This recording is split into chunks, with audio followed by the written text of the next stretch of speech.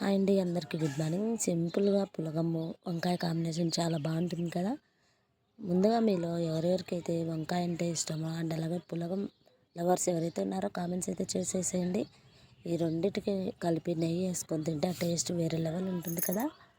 పులగం కోసము ఒక చిన్న టిప్ అయితే ఫాలో అయిపోద్దామా. దానికోసం వచ్చేసి పెసరపప్పు తీసుకునేటప్పుడు కాస్త ఆయిల్ నెయ్యిలో రోస్ట్ చేసేస్తే చాలా టేస్ట్గా వస్తుందండి. తర్వాత బాగా పులగానికి సరిపడా రైసు పెసరపప్పు తీసుకొని ఉడకబెట్టేసుకోవడమే అండి.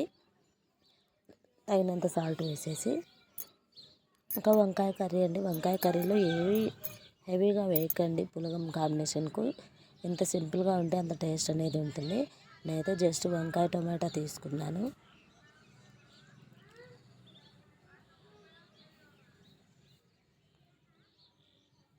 మా పాప చూడండి, తనది గ్రాడ్యుయేషన్ డే అని చెప్పేసి ఈ విధంగా అయితే రెడీ అయింది. వారికి వచ్చేసి ఒక మెడల్ సర్టిఫికేట్ అండ్ అలాగే గ్రాడ్యుయేషన్ అంటే ఏదో పెద్ద హయ్యర్ స్టడీస్ అయిపోయాడని ఫీల్ మాత్రం అవ్వకండి. చిన్నపిల్లలకు అదొక హ్యాపీనెస్ కదా. అది కూడా ఏంటి అంటే జస్ట్ ప్రీ ప్రైమరీ అయిపోయి ప్రైమరీకి వెళ్ళిపోతున్నందుకు జస్ట్ ఒక గ్రాడ్యుయేషన్ అనేది చేస్తున్నారండి. నర్సరీ, ఎల్కేజీ, యూకేజీ కంప్లీట్ చేసుకున్న సందర్భంగా. అంతేకాని ఏదో అయిపోయిందని ఫీల్ అవ్వకండి ఫ్రెండ్స్, ఓకేనా. జస్ట్ మీతో షేర్ చేసుకుందాం హ్యాపీనెస్ అని చెప్పేసి చేశాను.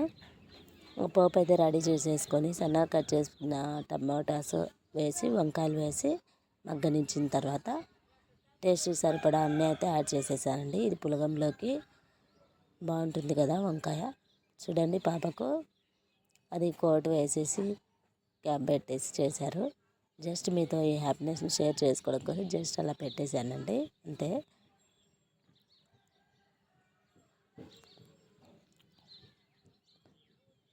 వీళ్ళు వాళ్ళ ఫ్రెండ్స్ అంట అండి. ఫైనలీ మొత్తానికి అయితే గ్రాడ్యుయేషన్ డే చాలా హ్యాపీగా జరిగింది.